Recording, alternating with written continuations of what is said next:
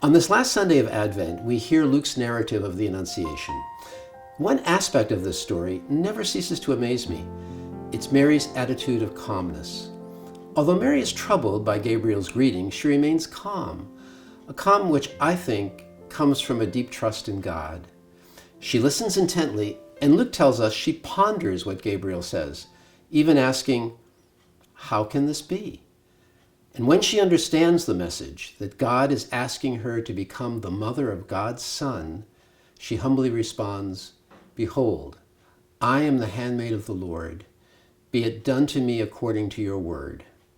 The most world-changing yes ever. From that moment, she becomes the bearer of the divine, of Christ, carrying him and nourishing him throughout her pregnancy. As Catholic Charities reminds us, we are called to cherish the divine within all. But doesn't that also mean that we, like Mary, need to nourish the divine within us so that we can make Jesus present to all that we do? And how do we do that? We can start by emulating Mary. Be calm so that we can listen to God calling us whenever and wherever that might be. Challenging that attitude of calmness, however, are the numerous worries and anxieties crowded into our days, especially in this year of the pandemic, with social distancing, virtual learning, businesses closing, more people unemployed, and with social and political unrest. But we can't let ourselves be overwhelmed or consumed by our worries and anxieties, because then it becomes much harder to be attentive to God's presence in ourselves and others and in the moments of everyday life. In a recent documentary, Francis, a Man of His Word, our Holy Father offers a formula which I think helps us to better cherish the divine within. As Francis explains, most people today are living with their foot on the accelerator, pressed all the way to the floor, focused on their own needs and gratification, and deaf to the world around them. He calls for us to pause, take our foot off the accelerator, and really listen. Touching his hand to his ear, Francis offers this simple formula for being engaged with other people. Talk little, listen a lot, say just enough, and always look people in the eye. A simple formula that we should be able to live by, although not necessarily easy to put into practice. We need to be ready to respond whenever and wherever we hear God's call. But first, we must learn to pause and listen just as Mary did. About 5 years ago, I joined the Ignatian Volunteer Corps, a Jesuit organization that provides retirees an opportunity for service and spiritual growth. My service ministry has been with the neighborhoods of St. Elizabeth, the Catholic Charities Nursing and Rehabilitation Center in Baltimore. And my ministry, I think, has helped me in my journey to being a better listener. I confess that at the outset I was nervous, uneasy, and unsure. As a lawyer, I was trained to argue and negotiate, not how to minister to the sick, the lonely, the dying. What do you say? What I came to understand was the truth of the Holy Father's advice. It really is simple. All that's necessary is a desire to be present and to listen. Really listen. I learned not to worry about what to say, but to trust that the Holy Spirit would provide the words, and sometimes very few words, just enough words, as Francis says, or maybe no words at all, just a smile and a gentle touch, enough to affirm and comfort the elder in need.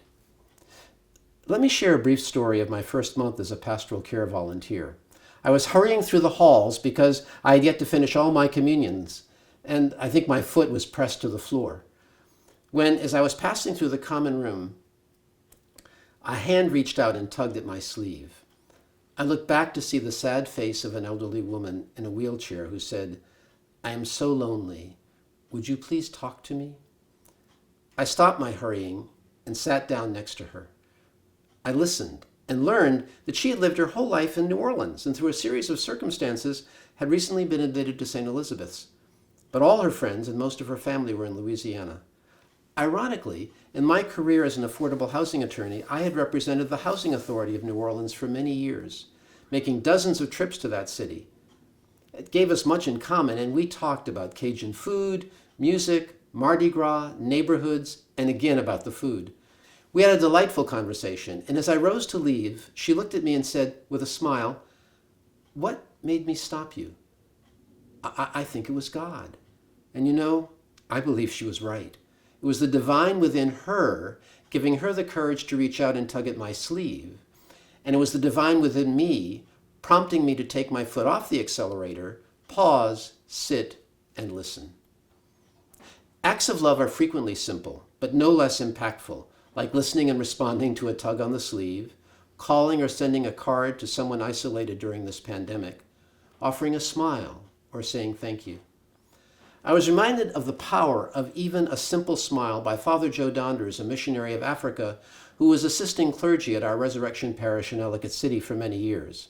I remember Father Joe once asking me, "Paul, what do you think is a smile?"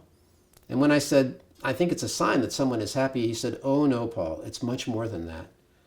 Father Joe said, and I still remember, that if we truly believe the divine dwells within us, then a smile is God breaking out of us into the world.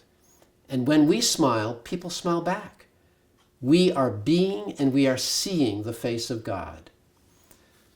Few of us are called to compose great symphonies or create lasting works of art or lead powerful nations, but each of us is called to love.